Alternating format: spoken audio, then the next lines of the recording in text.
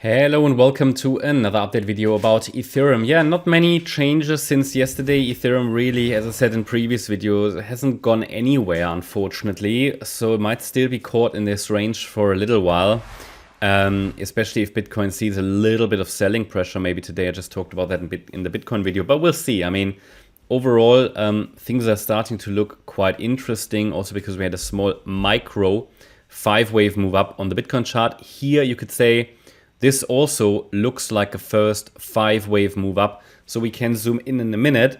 For anybody who's new on the channel, the idea is that we are still looking for overall trend continuation to the upside on the Ether chart.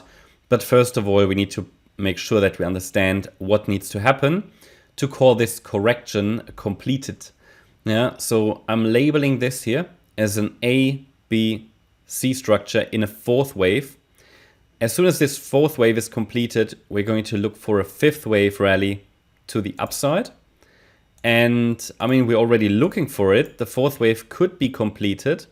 It reached the number of waves needed to complete the correction. And also, the price reached the ideal target, or the first ideal target for this C wave of wave 4. But a correction is always only completed. I mean, you can now speculate that the correction is completed, okay? But from an analysis point of view, I can't confirm it yet. I need to see a 5-wave move up now, because a correction is technically not completed until we have the first 5-wave move to the upside, followed by a 3-wave pullback.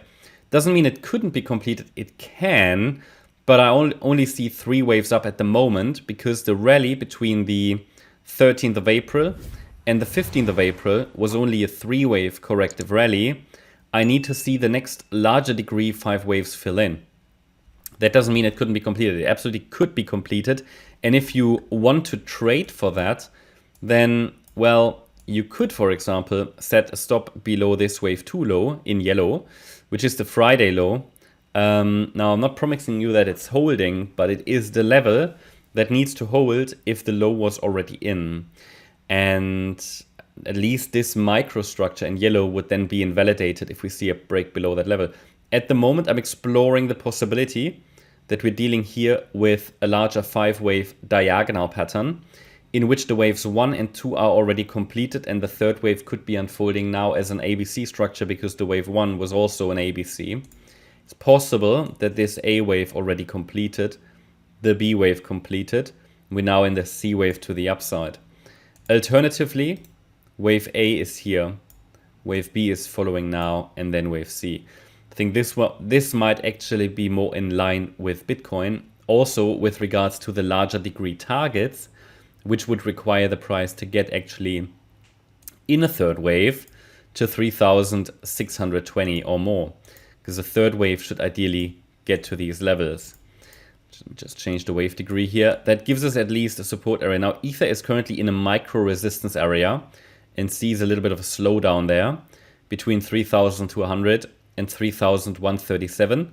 If Ethereum can take a break or get a break above 3,200, the next resistance is here, the previous swing high from Monday at $3,300. If a pullback from here starts, it's a B wave pullback most likely, as long as the low is in, obviously, okay? The white count still shows the possibility of further downside, but first we would need to break below the Friday low, isn't it? Yeah, below the Friday low to confirm that. Until then, we could give Ether the chance to hold support, and in a B wave pullback, that would be between 2,934 and 3,028. So that's not a great setup, okay?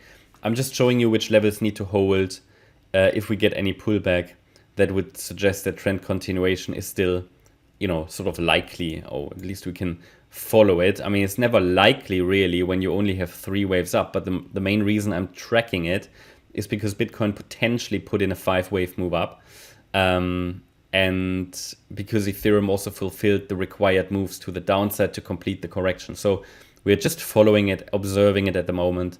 This is a support zone. I mean, if the price dips into it, it might show a reaction here to one of these fib levels, but it's not a likely or reliable setup. We're dealing here with corrective structures. Just be aware of that. But as long as the pullback is corrective, we should start to see the move up in wave C of 3. get to 3,620 or higher. That's my update about Ethereum. Hope you liked the update. If you did, please hit the like button, leave a comment and subscribe. And if you really like the content, then please check out the channel membership. Also, make sure that you follow us on Instagram and Twitter for additional content. Thanks a lot for watching. Bye-bye.